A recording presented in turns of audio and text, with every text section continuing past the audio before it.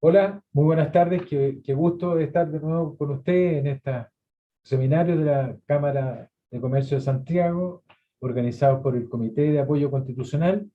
Este es nuestro segundo seminario. Estamos muy agradecidos de Línea de Formación, estamos muy agradecidos de la presencia de ustedes la semana pasada, donde escuchamos la excelente intervención del profesor Enrique Navarro. Qué son las constituciones, qué modelos constitucionales existen, cuál es la extensión que debe tener una buena constitución, y en esa línea, digamos, de enfrentarnos al conocimiento básico y mínimo de la constitución. Una cosa es el objeto, que es la constitución, pero otra cosa extraordinariamente importante es la historia de la constitución, es decir, la ruta lógica que tiene una constitución en nuestro país. Y le hemos pedido a un destacado profesor, que es el profesor Jaime Arancibia, es profesor de Derecho Administrativo, Derecho Constitucional, estudió en la Universidad Católica, estuvo en Oxford, y además es un tremendo amigo, y le hemos pedido que pueda integrarse y nos va a hablar de eso, nos va a hablar. Él tiene un libro que fue un aporte que hizo con el diario El Mercurio, yo se los voy a mostrar, seguramente también se los va a mostrar, se llama la edición histórica. Y la gracia de este libro es que uno lo abre desde 1812 y a través simplemente de la gráfica de los colores, el profesor Arancibia fue identificando texto y modificaciones introducidas a lo largo de los años en los diferentes estadios constitucionales chilenos, desde el reglamento constitucional de 1812. Y la sorpresa es que en realidad hay un trazo lineal, es decir, esta constitución que tenemos hoy día es una constitución que va recogiendo y va sacando y va excluyendo y se van poniendo cosas que conforman, yo diría, una suerte de etos histórico. Y en esa línea, el profesor Arancibia nos va a hablar hoy día de la génesis de las constituciones, los cambios que han tenido las constituciones, cuáles son los elementos así como claves para entender, aquí hay un cambio constitucional relevante, y también esperamos que nos dé una luz de aliento respecto a los desafíos que tiene hoy día el nuevo texto constitucional que está en preparación por parte de la Convención Constituyente. Le agradecemos muchísimo a Jaime. Jaime es un profesor bastante ocupado, además tiene múltiples desafíos profesionales y nos ha querido acompañar gustoso, así que le agradecemos su presencia y como se dice hoy día, ¿cierto, Jaime? La pantalla es tuya, digamos. Así que, por favor, adelante. Buenísimo.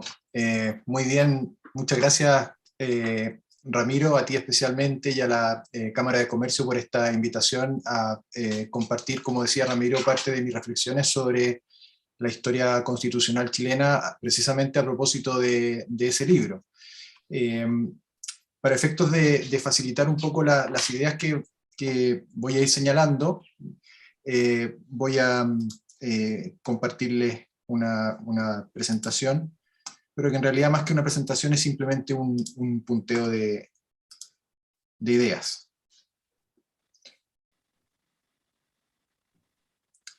Entonces, he querido titular esta breve exposición Historia Constitucional y Empresa, sobre todo considerando el público que asiste a estas actividades, que me han dicho que es un público particularmente dedicado al mundo empresarial, al mundo del comercio, y al mismo tiempo un público preocupado quizás de los aspectos más importantes de la Constitución relacionados con la empresa. Y naturalmente la evolución histórica de muchas de las disposiciones constitucionales más relevantes para la empresa obedecen a un continuo histórico. Nuestra Constitución, si yo tuviese que calificarla, es una Constitución que tiene 200 años. Es cierto de que Chile ha calificado a cada una de sus constituciones con años, ¿no? Se habla de la Constitución de 1828, que fue reformada por la del 33, que fue reformada por la del 25, que no fue reformada, sino que surge como una nueva Constitución en 1980, que es reformada posteriormente en 1989, muchas modificaciones entre medio, una otra grande el año 2005, pero cuando uno, y ese era el propósito de este trabajo, mira la historia constitucional chilena, y es lo que yo entiendo también pueden haber revisado con el profesor Enrique Navarro la semana pasada, uno se da cuenta de que las disposiciones más importantes de la Constitución vienen desde antes de 1833. Los principales derechos fundamentales, la organización del poder, la separación de poderes, las principales garantías, nacionalidad y ciudadanía, etcétera, ya vienen incluso con la misma redacción desde entonces. Y entonces, bueno, ¿en qué han consistido las reformas constitucionales? Como todo país, tiende el inconsciente colectivo o la conciencia jurídica de un pueblo tiende a sufrir heridas, estigmas, tropiezos, y precisamente el rol de la Constitución es ir haciéndose cargo de esas mayores propensiones que tenemos, en este caso el pueblo chileno, a cometer injusticias. Y por tanto, cada vez que se producen reformas constitucionales, la idea de esa reforma es tratar de corregir aquellas disposiciones o añadir aquellas disposiciones que van a permitir evitar tropiezos como los ocurridos en el pasado. Y uno al mirar naturalmente la Constitución chilena se da cuenta de que efectivamente donde hay una norma, esa norma se aplica, pasa un tiempo, se recogen experiencias, se reforma esa norma, se va perfeccionando y así pasa con cada una de las disposiciones. ¿Qué ha ocurrido en materia de empresa? O disposiciones importantes para el desarrollo de una empresa. Bueno, aquí yo diría que lo más importante es el principio de legalidad. El principio de legalidad dice que la regulación de la actividad económica y la regulación de las principales obligaciones de interés público que tiene que asumir una persona que se dedica a una actividad económica tienen que estar establecidas en la ley. ¿Qué significa eso? Que por tanto las autoridades administrativas no podrían introducir obligaciones que no están previstas en la ley, a lo más podrían precisarlas e interpretarlas, pero aquí el gran determinante de las obligaciones que puede desarrollar una persona, obligaciones tributarias, obligaciones regulatorias, obligaciones sancionadoras, tienen que estar en la ley. Y este principio de legalidad rige en materia económica prácticamente desde 1818, y al mismo tiempo con una disposición que es tan antigua como esta de que las cargas públicas tienen que ser igualitarias, no pueden haber discriminaciones en materia de imposición de cargas públicas. Lo mismo con el derecho de propiedad. Piensen ustedes que hasta la Constitución del 25 no se hablaba del derecho de propiedad, no existía esa expresión derecho de propiedad. Lo que existía era la inviolabilidad de las propiedades, o sea, era un derecho mucho más fortalecido en el sentido de que lo que se protegía era la propiedad, la cosa sobre la que se tenía una propiedad, sin intervenir necesariamente en un reconocimiento de esto como un derecho subjetivo. Propiedad que con el paso de los años se fue fortaleciendo, incorporando en algunos casos un rol social, el siglo XX, pero que junto con ese rol social se entiende que como es un elemento indispensable del bien común, cada vez que se produce una privación de esa propiedad por razones de interés público, tiene que ser debidamente compensada. Se añade también en la Constitución de 1880 el derecho a adquirir toda clase de bienes. La expropiación, si ustedes se dan cuenta, que ha existido desde siempre, producto de experiencias pasadas, también adquiere un tratamiento reforzado, ¿no? Entonces, por ejemplo, ¿qué es lo que agrega la Constitución de 1980 en materia de expropiación? Que se debe pagar el valor del daño efectivamente causado al propietario, que el pago tiene que ser en dinero efectivo y al contado, que la toma de posesión material del bien tiene que ser una vez que se paguen todas las indemnizaciones, y que no existan tribunales especiales en materia de expropiación, sino que tanto la legalidad como los montos son decididos por tribunales ordinarios. Bien, este es un repaso un poco difícil de hacer en tan poco tiempo, pero vamos a tratar de lograrlo. ¿Qué otro aspecto interesante para la actividad económica? El Estado no tiene por misión principal dedicarse a realizar actividades empresariales, ni tampoco a prestar servicios públicos, sino que se le atribuye un rol más bien subsidiario de regulación de la actividad privada, y en el caso de asumir actividades empresariales lo tiene que hacer de un modo excepcional, sujeto a una legislación con un quórum calificado y exento de privilegios normativos, ¿no? Y eso asegura la libre competencia del Estado empresario con los particulares.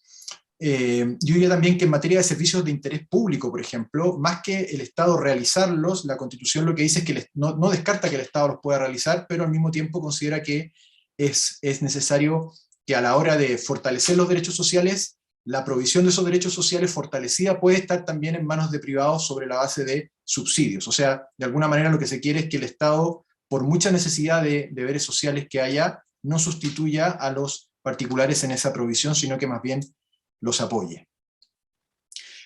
Otro elemento importante es la iniciativa exclusiva presidencial para iniciar leyes que produzcan impacto económico. Ustedes, esto ya les debe sonar mucho más conocido porque es la discusión que está detrás de la aprobación de los retiros de fondos de pensiones, ¿no?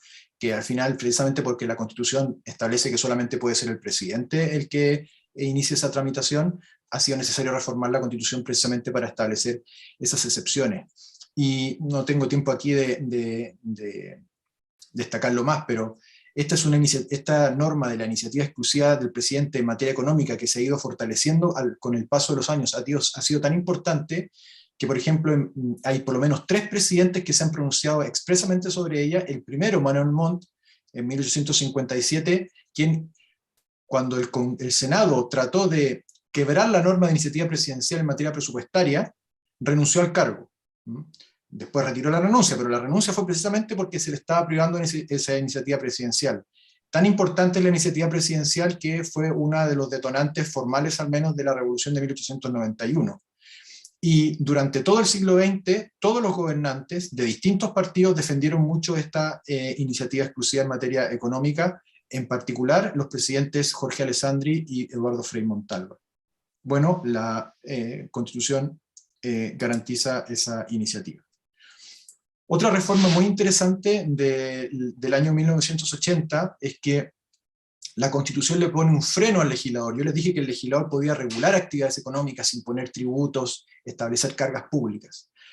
Pero esta Constitución establece que cualquiera sea el objetivo de una ley que regule, que complemente o que establezca requisitos para desarrollar actividades económicas o de cualquier tipo, jamás esa ley que impone esas cargas va a poder privar o afectar la esencia de los derechos fundamentales, y en particular en este caso el de desarrollar actividades económicas, ¿no? O sea, es como una garantía de resguardo, de defensa de la Constitución frente a una posible arbitrariedad del legislador. Bueno, y finalmente, a propósito de todo lo que he dicho, yo diría que el siglo XX también, quizás la herencia más importante que nos deja el siglo XX en materia de protección de la actividad económica y de comercio en Chile yo podría llamar al siglo XX el siglo del control. Porque la mayoría de las garantías fundamentales venían del siglo XIX, la organización del poder venía del siglo XIX, nacionalidad y ciudadanía venía del siglo XIX, gobierno, poder judicial, poder legislativo. Pero se podría decir que en el siglo XX Chile pierde, por así decirlo, la inocencia, y se da cuenta que no basta simplemente con establecer normas o leyes para efectos de mantener el Estado de Derecho, sino que es necesario fortalecer también los mecanismos de control.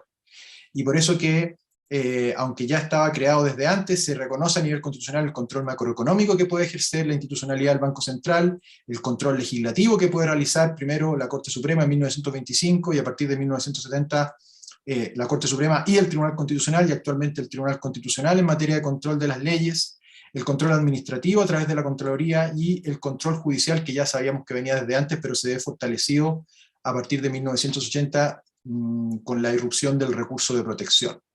Entonces, si hay algo que debemos tributarle al siglo XX constitucionalmente, es el reconocimiento constitucional de los mecanismos de control y de responsabilidad del Estado para resguardar precisamente el Estado de Derecho.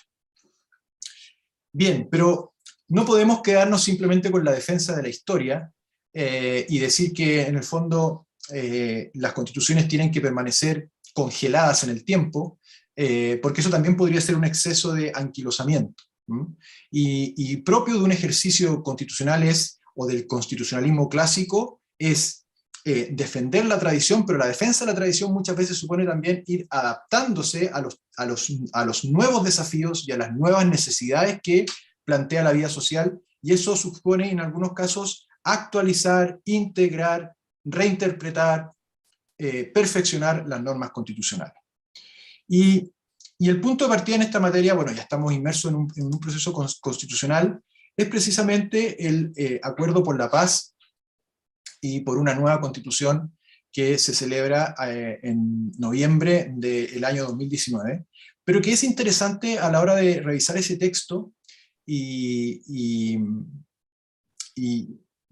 cuál era el objetivo de esa necesidad de darle un sentido a las protestas sociales constitucional. Esto parte también, tomo aquí lo que ha trabajado Carlos Peña en su libro Pensar el malestar, que es muy interesante porque él dice cuando se produjo las protestas nadie estaba pensando en una nueva constitución, ni siquiera los que protestaban, decía Carlos Peña. Solo que la labor de la política fue darle un sentido a esa reclamación social, y el sentido había que concretizarlo y aterrizarlo en una reforma, en una nueva constitución, ¿no? Las fuerzas políticas son las que le dan un sentido a esa efervescencia social. Y bueno, y lo que está detrás de esa efervescencia social, o al menos como es interpretada por la transversalidad de los partidos políticos, fue que, y aquí repito, cito textual, los partidos abajo firmantes han acordado una salida institucional a la crisis, cuyo objeto es buscar la paz y la justicia social a través de un procedimiento inobjetablemente democrático. Yo subrayo justicia social porque en el fondo, si uno se pregunta, o si hiciera un poco de historia del derecho más adelante, en 100 años más, qué fue lo que gatilló la necesidad de una nueva constitución, uno podría decir que era el anhelo de justicia social, más que cualquier otro anhelo. Quizás para algunos también estaba el hecho de que la constitución tenía visos de tener disposiciones que no fueron aprobadas democráticamente, pero que son las menos a la vista de este estudio, sabiendo que, como les digo, todo viene ya desde el siglo XIX, sino que más bien anhelos de justicia social. Y el anhelo de justicia social plantea también un desafío a la intensidad de la reforma constitucional, porque en el fondo, si uno dice que lo que se quiere es fortalecer derechos sociales, la discusión tendría que ir o transcurrir por esos canales, y no necesariamente pensar de que existe una hoja en blanco donde vamos a hacer un terremoto respecto de toda la estructura formal e institucional del Estado de Chile. Porque para mejorar los derechos sociales no necesariamente es necesario partir de cero en todo. Y por eso que es tan discutible el concepto de hoja en blanco. Formalmente se entiende, pero resulta muy difícil que vamos a borrar 200 años de historia simplemente por mejorar los derechos sociales, que era principalmente el objetivo de ese acuerdo. Y lo digo por lo siguiente, porque naturalmente como se está partiendo con la redacción de una nueva constitución, han salido muchas propuestas. Yo no quisiera hacer futurología aquí, pero sí quisiera presentarles, yo creo, que cuáles son como las discusiones más importantes que se van a producir, y el modo de hacerlo no es escogiendo propuestas de un partido u otro, ni tampoco he tratado de reproducir las propuestas de las posiciones más extremas que podrían estar políticamente en una convención constitucional, sino que me quisiera remitir a la propuesta constitucional de la socialdemocracia, representada básicamente por el Partido Socialista, el Partido por la Democracia y el Partido Radical, que de alguna manera, así como se ha movido el espectro político, yo diría que en este minuto son como el gozne, son como el quicio, son el centro, entre comillas, que puede inclinar la balanza hacia un lado u otro en la discusión constitucional. Y este documento ha pasado un poco desapercibido, porque ellos, naturalmente, bueno, aquí está la foto donde el Mercurio cubre la presentación del texto, si se fijan ahí, los presidentes tienen en su mano este texto. Y este texto, que se llama Bases y Fundamentos de una Propuesta Constitucional Progresista, es interesante porque ya está escrita la propuesta constitucional de este grupo político, que al mismo tiempo es el que puede inclinar la balanza. No es necesario citar propuestas más radicales de un lado ni de otro, ¿no? Pero lo interesante es que, de alguna manera, uno, y aquí lo dejo a juicio de cada uno, uno ve que aquellos pilares sobre los que se construía la mayor protección de la actividad económica admiten ciertos matices, ¿no? Quizá con la finalidad de proteger necesariamente los derechos sociales, cosa que se puede discutir. Y entonces pienso que a la hora de identificar los principales nudos respecto de la discusión sobre los pilares de la actividad económica en una nueva constitución están los siguientes. Y voy a tratar de hacer un paralelo con lo que yo les fui diciendo al comienzo. Por ejemplo, el principio de legalidad. El principio de legalidad se matiza en esta propuesta porque se dice que para dotar de eficacia, estas son citas textuales, para dotar de eficacia a la actuación administrativa debe preverse que los órganos administrativos gozan también de pleno derecho de una potestad normativa subordinada a la ley, en el ámbito específico de los asuntos que la ley les encomienda supervisar, o sea, una especie como de potestad implícita de potestad normativa de todos los organismos administrativos para poder regular de alguna manera actividades económicas sin necesidad de pasar necesariamente, o sea, aunque subordinada a la ley, pero con un carácter normativo que hasta el día de hoy solamente se le atribuye más al legislador. En materia de propiedad, por ejemplo, la propuesta dice que se debe eliminar la referencia a la propiedad sobre los bienes incorporales. ¿Por qué? Porque lo más grave es que permite privatizar recursos naturales y mercados relevantes como de telecomunicaciones, eléctricos, sanitarios, financiero, portuario, inmobiliario, creando costos para la comunidad toda en beneficio de un solo sujeto que es quien explota esos mercados. Naturalmente la eliminación de la propiedad sobre bienes incorporales, que había sido un avance en la protección de la propietarización de los derechos, supone necesariamente que, no digo que no se vayan a proteger, porque naturalmente está a la disposición del Código Civil, pero desaparece la protección constitucional, y la razón que se da es que de esa manera se privatizan una serie de mercados. Entonces, bueno, queda ahí un poco la duda de si con la eliminación de la propiedad sobre bienes incorporales se pretende también terminar o poner fin a la privatización de todos estos mercados, ¿no?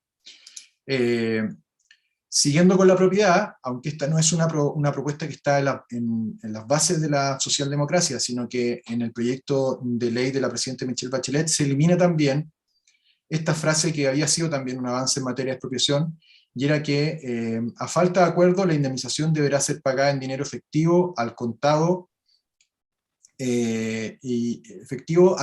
y pago, perdón, está repetida la frase, efectivo y pago al contado por expropiación, está repetido 2 veces al contado. Bueno, se elimina el pago al contado por la expropiación. O sea, eso significa que usted, si se aprueba, naturalmente ya no existe una norma constitucional que impida que usted le puedan pagar en otro momento. Me consta que el autor de esta eliminación es el ex ministro Mario Fernández, a quien yo le pregunté por esta eliminación en un café, y efectivamente me dice, sí, yo soy el autor de esa eliminación. Me dijo, la razón es que eso es algo tan pedestre que en realidad tendría que estar en la ley y no regularla en la Constitución, porque quedamos como que no somos, como que el Estado no es un hombre de palabra, por así decirlo. ¿Qué pasa con el rol del Estado en la economía? También en esta propuesta cambia, porque hasta ahora uno piensa en un Estado más bien regulador, excepcionalmente empresario, o con prestaciones de servicio público, principalmente de fomento y apoyo a la iniciativa privada. Bueno, la propuesta de la socialdemocracia dice que el Estado social y democrático de derecho no es solo un Estado regulador, sino también un Estado gestor de servicios y de fomento y empresario, pero que compatibiliza la actividad pública y privada en la economía y la sociedad. Luego, el Estado social y democrático de derecho es un Estado fuerte, con musculatura. Entonces, bueno, el Estado aquí con esto se erige en un principal competidor en una serie de actividades económicas con respecto a los particulares, y no necesariamente con la cláusula de que solamente puede realizar actividades económicas con un calificado, porque esta misma propuesta dice que la regla general será que las leyes se aprueban por decisiones mayoritarias sin necesidad de un quórum extraordinario, lo que daría pie para poder crear empresas estatales sin necesidad de un quórum calificado. Y al mismo tiempo está por verse si en realidad ese trabajo del Estado va a estar sujeto a la legislación común aplicable a las particulares, cosa que hoy en día facilita la libre competencia. Lo mismo en materia de provisión de servicios públicos. Pensemos, por ejemplo, esta otra propuesta que dice que los gobiernos regionales podrán asociarse con otros órganos públicos o personas jurídicas de derecho público o privado para el desarrollo de sus competencias, lo que incluirá el ejercicio de actividades económicas de servicio público y empresariales. Naturalmente aquí hay que mirar esto con ojos de libre competencia, porque no hay nada lo ideal es que si se mantiene la norma de igualdad normativa para el Estado, en principio no hay problema, pero si no se mantiene, surge un competidor muy importante en materia de provisión de servicios públicos o en materia empresarial que con una serie de privilegios podría terminar por afectar más allá de lo que corresponde el ejercicio de actividad económica privada, porque se produce una cierta sustitución. Bien. Entonces, sobre esta base, y ahora ya con esto termino, uno se da cuenta de que la historia constitucional chilena ha ido sobre la base de ensayo y error, fortaleciendo el rol de la iniciativa privada en la contribución de la iniciativa privada al bien común, mediante la realización de actividades económicas y empresariales. Es cierto de que la falencia principal de la Constitución probablemente es que, más que de la Constitución, del legislador diría yo, pero que se expresa en un cambio constitucional, es el mayor fortalecimiento y protección y resguardo de los grupos más vulnerables de la sociedad mediante un sistema de garantía de derechos sociales importante en materia de seguridad social, en materia de vivienda, en materia de educación y en materia de salud. Pero la duda que surge, o al menos lo que va a ser objeto de discusión en la Convención, es si ese mayor anhelo de justicia social pasa necesariamente por debilitar o disminuir el aporte de la iniciativa privada para entregárselo a un Estado, como decía la propuesta de la socialdemocracia, con fuerte musculatura. Este me parece a mí que va a ser el principal núcleo de la discusión constituyente en materia económica. La principal pregunta va a ser, bueno, ¿quién es el principal responsable del bien común? ¿Los particulares apoyados por el Estado, subsidiados por el Estado, o el Estado con la colaboración de los particulares? Esa es, me parece, el modo de resumir la principal discusión que se viene ahora en la Convención Constitucional de cara a la historia de Chile. Eso sería mi presentación. Muchas gracias. Muchas gracias, Jaime, por tu estupenda presentación. Y yo ahora quiero presentarles a Mauricio Peñalosa. Mauricio es miembro del Comité de Apoyo Constitucional y hoy día va a actuar a través de este canal como moderador. Así que él va a ser quien va a interactuar con Jaime y va a traducir o va a llevarle las preguntas que se están haciendo, ya algunas en el chat. Yo simplemente quiero hacer una sola pregunta, a ver si, que me gustaría, yo creo que más bien una pregunta de aclaración y que está en relación en este viaje que Jaime nos mostró la iniciativa exclusiva del presidente de la República para todas aquellas iniciativas que dieran lugar a gasto. Y en consecuencia, esta pugna, digamos, de la billetera fiscal es la que ha conducido a veces a tragedias históricas, digamos. Pero en algún minuto la cerramos y quedó en la norma constitucional vigente desde hace mucho, de que el presidente de la República es el único que tiene la iniciativa exclusiva para la generación de gastos. Entonces, pero a renglón seguido, Jaime nos explicaba, bueno, y esto es y por eso es la reforma constitucional la que lleva a los retiros del 10%. Te pediría, Jaime, que en palabras así muy sencillas, a todos nuestros oyentes, a todos nuestros socios de la Cámara, ¿por qué al final tiene que salir el 10% a través de una reforma constitucional? Esa es la pregunta, digamos. ¿Por qué tiene que salir a través de una reforma constitucional? Y si eso es así, ¿no es una trampa? Esa es la segunda derivada, digamos, el por qué y la calificación del por qué. Esa sería la inquietud que yo te plantearía. Y te reitero nuestro agradecimiento porque en realidad ha sido un viaje además muy novedoso con tus láminas, digamos. Así que sí, ahí todos hemos quedado medio sorprendidos. Así que, y Mauricio, te entrego, digamos, la moderación. Muchas gracias. Muchas gracias a ti, Ramiro. Muy bien, encantado. Aprovecho de saludar también a Mauricio. No sé, Mauricio, si hola, Jaime. procedo a responder a sí, Ramiro, por supuesto. o acumulamos Sí. preguntas. Muy bien. Por supuesto. Bueno, muy simple. La Constitución actual establece en el artículo 65, inciso cuarto, número quinto, que la iniciativa exclusiva para leyes que establezcan o modifiquen las normas sobre seguridad social corresponden al presidente de la República. O sea, el único que puede modificar el marco normativo de la seguridad social es el Congreso, pero, en lenguaje coloquial, a solicitud del presidente de la República. Por lo tanto, si el presidente de la República no lo solicita, el Congreso no puede tramitar una ley sobre esa materia. Entonces, si el Congreso quiere modificar el régimen de seguridad social, permitiendo que las personas puedan adelantar retiro de aquellos ahorros de pensiones, y el presidente no quiere, o el gobierno considera que, como se ha dicho, no es adecuado, el único modo de sobrepasar una disposición constitucional es precisamente modificando la Constitución. Entonces se modifica la Constitución y se introduce una excepción a esta norma general de que solo el presidente puede iniciar una tramitación de un proyecto de ley. Se establece esta excepción de que el Congreso modifica la Constitución, que sí puede hacerlo, precisamente para pasar por encima de esta idea de provisión constitucional. Entonces, el Tribunal Constitucional ya se ha pronunciado sobre esto. En lo personal, a mí me parece que la dificultad con esa norma constitucional, o si tuviese que identificar un vicio, no es tanto en el hecho de que se reforma la Constitución respecto de algo, porque en el fondo las reglas del juego, así como están, permiten que el Congreso, con una amplia mayoría, pueda modificar la Constitución y establecer excepciones. Y por lo tanto uno podría establecer una excepción a esa norma. Lo que a mí más me hace ruido, aunque quizás aquí yo estoy en minoría, es que se dice que es una disposición transitoria. Todas las reformas de los retiros se introducen como reformas transitorias a la Constitución. Y la verdad es que cuando uno analiza la autorización para hacer un retiro, no reviste para nada las características que la doctrina y la jurisprudencia en materia constitucional le atribuyen a una disposición transitoria. Las disposiciones transitorias son aquellas que existen precisamente para regular el tránsito, por eso transitoria, entre una norma y otra. Y en circunstancias que las normas que aprueban los retiros no están regulando ningún tránsito entre una norma y otra.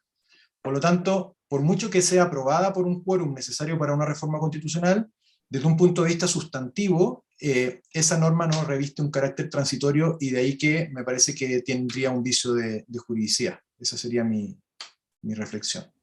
Más allá de la también discutible, entre comillas, desconocimiento de un principio cardinal de la Constitución que establece esa necesidad de que sea solo por iniciativa presidencial. Perfecto. Jaime,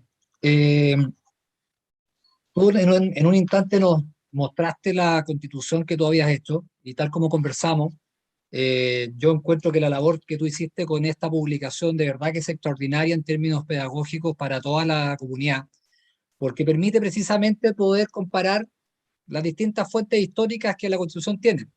Y tú citas en la introducción un número altísimo de autores, algunos más antiguos, otros más nuevos, Jorge Uneus, Santo Tomás de Aquino, Aristóteles, Platón, Juan Antonio Ríos, Andrés Bello, Marco Tulio Cicerón, en fin, varios. Y yo quiero citarte uno que no lo encontré y que lo conversamos, al profesor Maturana, que viene desde la biología, y que él se mete en temas biológicos, pero como acá en nuestra Cámara, nosotros estamos vinculados con el comercio, la economía, la productividad, el empleo, las empresas, voy a tomar un concepto que él usa mucho y que tiene que ver con la innovación. Hay publicaciones que se refieren a la innovación, a los cambios y a las transformaciones, especialmente desde la mirada social, relacional, biológica. Pero es impresionante cómo cuando uno lee esos estudios, los puede vincular directamente con la discusión constitucional que estamos teniendo, porque precisamente tú en la introducción de la publicación, y ahora también lo mencionaste, hablas del equilibrio entre el cambio y la transformación, entre la estabilidad y el cambio. Y esa mirada es precisamente la que en general las empresas trabajamos en ello. Trabajamos precisamente en tener un acervo empresarial, institucional, histórico, e irlo transformando. Y hoy día como país, tanto en el sector público como privado, estamos viviendo un proceso de transformación digital. La pandemia nos ha obligado a transformarnos digitalmente, y la transformación digital, un dato muy importante, no se refiere a un tema netamente tecnológico, se refiere a la transformación de las personas, de cómo prestamos los servicios, de cómo podemos integrar a las personas y la tecnología y los distintos canales que las empresas usan. Entonces, sobre esa mirada, y aquí te doy mi opinión, si bien algo conversamos, yo tengo bastantes temores de que este proceso, precisamente por lo que tú señalaste, de hoja en blanco, que desconoce este proceso de transformación y de innovación, que Maturana lo dice expresamente, dice, cuando vamos a innovar, lo que tenemos que identificar es lo que vamos a conservar, y usa ese verbo, ¿qué es lo que vamos a conservar?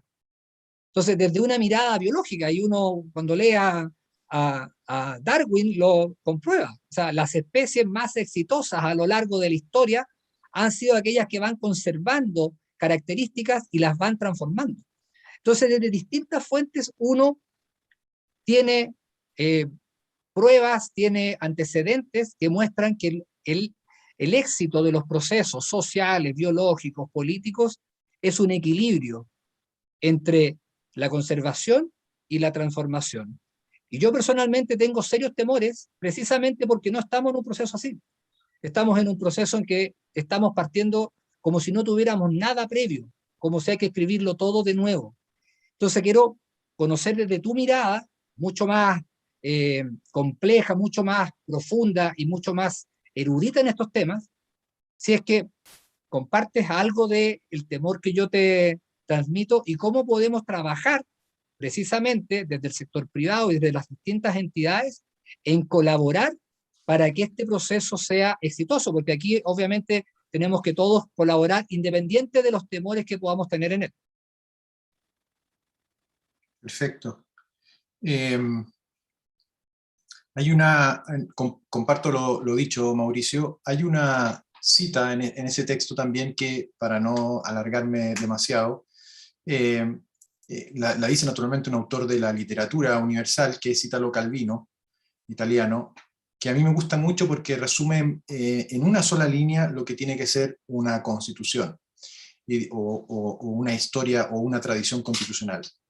Dice que lo importante es ser sin dejar de devenir, o sea, ser uno mismo pero sin dejar de cambiar en el sentido de ir mejorando, devenir sin dejar de ser sin dejar de devenir, devenir sin dejar de ser. Y eso significa que uno tiene que, siendo uno mismo, ir cambiando para mejorar, pero esas mejoras no pueden significar la pérdida de identidad. Y por lo tanto, la Constitución chilena, naturalmente, que se ha construido sobre la base de 200 años de historia, muchas de sus disposiciones vienen, las más importantes del siglo XIX, para mí son normas venerables, en el sentido de que no son normas que se le ocurrieron a uno o a otro, a fulanito y a menganito, sino que son normas que han pasado generaciones de chilenos, han sido respetadas por gobiernos de distinto cuño, y por lo tanto reflejan una conciencia histórica. Normalmente cuando las disposiciones de una constitución no tienen raigambre en la nación, tarde o temprano desaparecen de la constitución, y podría dar varios ejemplos de disposiciones que estaban dentro de la constitución y que ya no están. Pero las que perduran, si perduran es porque, sometidas a distintos procesos de renovación, se decide mantenerlas. Y esas son aquellas que a mí me merecen mayor respeto porque han tenido el respeto de muchas generaciones de chilenos. Y por lo tanto, cuando se habla de hoja en blanco, yo diría que lo primero que hay que resguardar, más que hablar de hoja en blanco, son aquellas disposiciones que forman parte de nuestra constitución histórica. Luego, ¿significa eso que nos vamos a quedar con el texto actual sin necesidad de moverlo nunca más, como una constitución absolutamente rígida? No. Yo creo que efectivamente se pueden introducir varios cambios. Yo incluso tengo varios que yo quisiera sugerir. Normalmente en este suplemento que se llama Crónica Constitucional del Mercurio, mi idea es ir dando sugerencias de qué mejoras se le pueden introducir a la Constitución, más que simplemente quedarme en la trinchera a defender lo que hay, que también es muy importante, pero pero no basta simplemente con parapetarse y decir no me toquen nada, sino que es necesario también aportar con contenidos de mejora. Y por tanto, siendo eso así, si uno dice el principal problema es garantizar una mayor cobertura en derechos sociales, bueno, veamos el modo que podemos lograr eso constitucionalmente sin necesidad de desmantelar el edificio institucional de aquellas cosas que han funcionado bien y que le han dado estabilidad y certidumbre jurídica al sistema y a sus actores, ¿no? Y por tanto, cuando uno se plantea esa pregunta, la verdad es que son muchas menos las disposiciones de la Constitución que habría que cambiar que todas aquellas que normalmente todos están tratando de modificar. Precisamente además porque muchas de ellas, este libro desmitifica que las disposiciones más importantes de nuestra Constitución las haya introducido Pinochet. La verdad es que muchas de ellas vienen de antes y de mucho antes, y por tanto no se podría negar que gozan de una legitimidad democrática que las hace también respetables desde ese punto de vista. Jaime, en la misma línea de lo que tú estabas señalando, Matías Mori nos pregunta ¿cuál, en tu opinión, cuál es tu opinión respecto de aquellos que pretenden importar modelos constitucionales foráneos? ¿Serían los mismos aplicables en nuestro país? ¿Conoces experiencias comparadas? Hay una serie de instituciones jurídicas que pueden ser trasplantadas porque suponen una profundización de un ideal jurídico nuestro ya asentado. Y por lo tanto, en ese sentido, yo no soy de aquellos que se cierra a cualquier, y voy a dar ejemplos de ello, a cualquier innovación o aporte doctrinal o jurisprudencial extranjero. El problema se produce cuando uno pretende introducir modificaciones en la Constitución que no tienen raigambre en la conciencia jurídica nacional, en nuestra idiosincrasia, porque al final uno termina introduciendo remedios que se han implementado en sociedades que tienen enfermedades distintas a la nuestra. Nosotros como nación tenemos una serie de propensiones o debilidades a no respetar el Estado de Derecho que son distintas a las propensiones que pueden tener otras naciones. Los noruegos, los finlandeses, los ingleses, los alemanes, etc. Entonces, no es llegar y trasplantar soluciones de ello a este caso porque a lo mejor o no teníamos la enfermedad, o la patología o propensión a incumplir con el Estado de Derecho, y por tanto simplemente no va a funcionar, o obedecen a soluciones que suponen una cultura jurídica y política muy distinta a la nuestra. Entonces, hay que tener mucho cuidado con los inventos foráneos.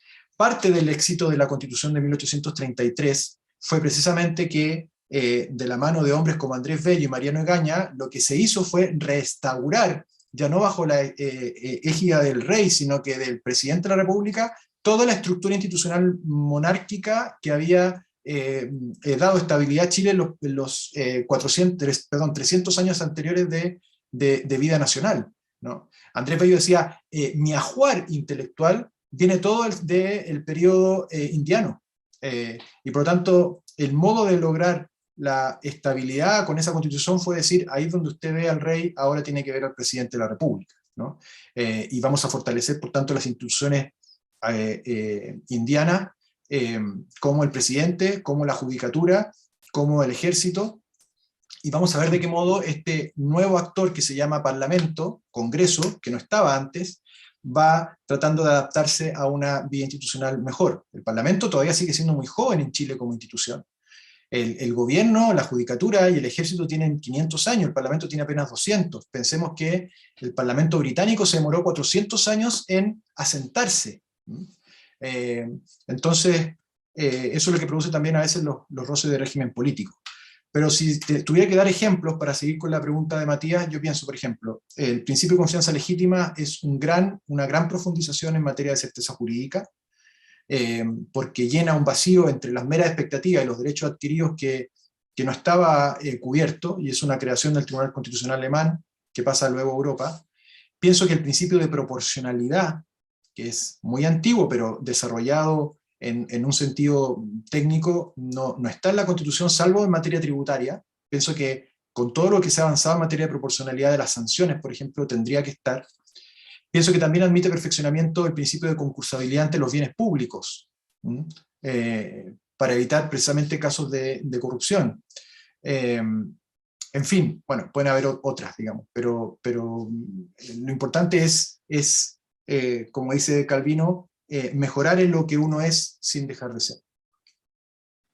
Y exactamente desde una mirada contradictoria con eso, nuestra presidenta de la Cámara de Comercio Santiago, María Teresa Vial, nos pregunta, dice, hay ciertas normas de nuestra Constitución que no han sido objeto de intentos de modificación, a pesar de los distintos intereses y sensibilidades de los gobiernos de turno. ¿Cuáles de esas normas estimas podrían ser rescatadas en esta nueva propuesta de Constitución? Sí, bueno, para empezar, yo diría todas las... de hecho, hay muy pocas normas, va a sonar quizás muy... Yo diría que hay muy pocas normas que no rescatar, mejor dicho, cuáles rescataría, porque en el fondo rescatar supone que en realidad se está, vamos a ocupar la terminología del Titanic, digamos, ¿no? Se está hundiendo todo, vamos a ver qué rescatamos, o hay un terremoto fuerte, bueno, ¿qué vas a tomar? ¿Qué vas a evitar que se caiga? ¿La licorería o el plasma, digamos, ¿no? Un amigo me decía, no, yo preferí perder el televisor. Bueno, ¿por qué? Porque uno supone que va a perder todo, o se está incendiando la casa, ¿qué vas a rescatar, ¿no? Entonces, yo creo que en un escenario donde la mayoría de las disposiciones de la Constitución funcionan, más que hablar de rescatar algunas, yo rescataría a todos, salvo aquellas que da la impresión de que no están funcionando del todo bien, ¿no? Y ahí pueden salir algunas, desde luego, si somos... si tenemos un diagnóstico respecto de la necesidad de lograr una sociedad con mayores oportunidades, donde las oportunidades para poder surgir sean más compartidas en la población, uno a lo mejor puede pensar, bueno, la Constitución a lo mejor podría hacer algo más de lo que ya hace. Y en ese caso, más que sacar normas, habría que introducir algunas otras que aseguren una garantía de prestaciones básicas mejor que la que el marco constitucional preveía. Pero fuera de eso, la verdad es que más que rescatar, yo diría cuáles habría que sacar. Perfecto, perfecto. Estamos prácticamente en la hora y ahí me está indicando Ramiro que cierre, pero quiero darme ahí un bonus track cortito, algo te conté cuando conversamos. Quiero ahí que me des tu opinión y para que el resto también, dado que yo participo en el comité laboral de la Cámara, y uno de los temas que se va a discutir son los temas laborales. Tú mencionaste, de hecho, los de seguridad social, que están súper vinculados. Cuéntanos en un minuto, en el fondo, cuál es tu opinión respecto a una definición, por ejemplo, de que la huelga esté regulada como un derecho fundamental en la Constitución, o tú crees que eso debiera quedar entregado a la normativa probablemente tal legal laboral. Buena pregunta. Yo no soy experto laboralista. Tuve ocasión, a propósito de esta pregunta, Mauricio, de comentarla con otro profesor de Derecho Laboral, amigo de la casa, como es Alfredo Sierra. Sí. Y Alfredo, yo comparto la opinión de él en el sentido de que efectivamente se trata de un derecho fundamental que debería ser debidamente regulado en la Constitución, o sea, reconocido en la Constitución con sus limitaciones para evitar abusos y también en la normativa legal. De hecho, la duda que me asalta es si hay algo que no se cumple en la Constitución actual, es la provisión de huelga de los funcionarios públicos, ¿no? Entonces ahí a lo mejor la duda que uno tiene que plantearse es si vale la pena simplemente establecer esa provisión que sabemos que en la práctica la conciencia jurídica del pueblo no la acepta, o para efectos de regular quizá una huelga bien regulada como ocurre en el sector privado, y quizás darle un poquito más de elegancia a la técnica constitucional de reconocimiento, porque si se trata de un derecho fundamental, no puede estar redactada en términos de, oye, se prohíbe la huelga de tales y tales, como que fuera algo malo. Claro. Sí. Entonces, esa sería mi respuesta, aunque reconozco que no es mi área de expertise.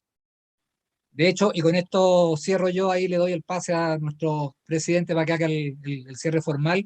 Lo que tú planteas con la huelga, mezclando lo que había señalado, podría ir por el camino a lo mejor de la confianza legítima laboral, ¿o no?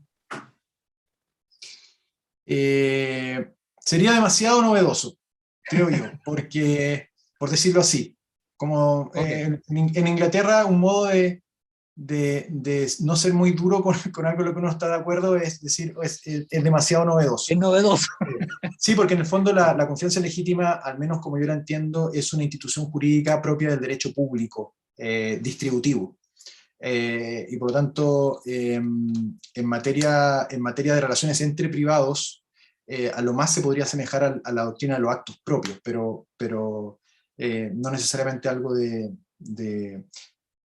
salvo en una regulación legal podría ser, pero no es para las relaciones entre privados la confianza legítima, creo yo. Ok. Presidente, le cedo el cierre. Gracias, Mauricio. Bueno, Pedro Pfeffer hace un comentario y como es comentario solo lo voy a expresar. Digamos, no me queda claro que el derecho a la privacidad de las personas esté en la Constitución. Y en realidad el derecho a la privacidad de ciertos actos de las personas, más que la privacidad, ¿no? Se supone que más bien estamos abriendo hacia el principio de la transparencia y la privacidad va a tener una atención y que hoy día está reflejada en la discusión legal que existe, digamos, respecto al Consejo para la Transparencia y la Protección de la Privacidad, digamos. Entonces, si va a ser el mismo órgano, si va a ser un órgano con una especie de esquizofrenia esencial, o vamos a tener dos órganos distintos. Parece ser que la opción que se tomó es que existan dos órganos diferentes, así que la inquietud de Pedro la podemos recoger en otro seminario. Así que muchas gracias, Pedro, por las preguntas y a todos los que han hecho consultas. Estamos muy contentos de que estén semana a semana. Bueno, y agradecerle a Jaime por su disposición, por su presentación, y efectivamente la tensión entre rescate y creación, entre rescate de lo bueno, ¿cierto? Y creación a partir de una hoja en blanco, nos va a llevar siempre a un camino bien pedregoso, digamos, porque en el fondo, en la hoja en blanco, todos van a querer poner de todo, digamos. Entonces, si no somos capaces de rescatar, vamos a estar con una constitución de 450, 500 páginas, lo que ha demostrado en muchas partes del mundo que en realidad no sirve como tal, digamos. Así que esas son parte de las tensiones que tiene esta discusión que comienza este 18 de octubre. Y yo creo que parte de esa discusión está en el conocimiento de cada uno en lo que le afecta o le importa a la Constitución.